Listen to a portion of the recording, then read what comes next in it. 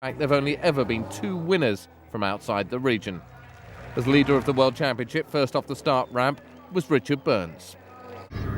Stage 1 was just 7 kilometres long, but the top drivers burst out of the blocks as if they were in a sprint, not a 3-day event.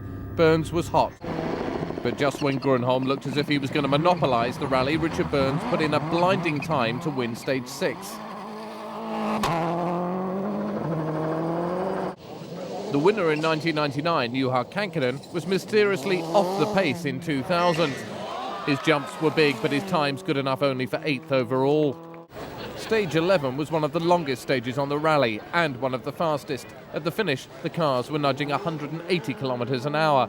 With the finish line in sight, Richard Burns was in 6th gear. And flat right, 100.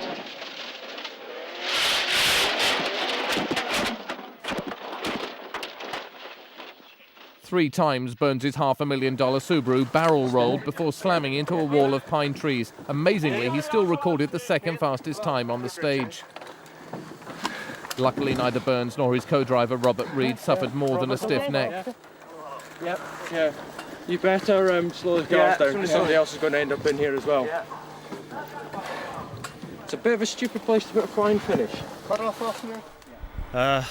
Well, everything was going fine, and I just went into the last corner of the stage too fast. I had it as a 6th gear corner that tightened, and it tightened a bit more than I thought, and well, that was that.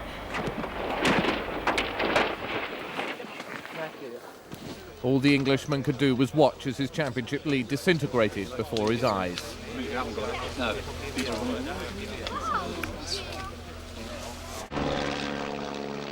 Juha Kankkunen was up to 4th overall and was driving like a man possessed.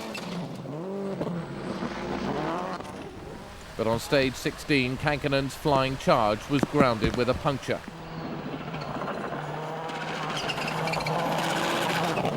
Fourth place became 10th. Just the tire exploded, on the fast part or after the mid point about on in Pohjaan. Then the last 5 cases so rough road that we had to change the puncture and took some minutes. Why did it take so long to change it? We didn't have the nut gun with us. We just had the wheel brakes and normal, and it just takes that long. It capped a bad day for Subaru.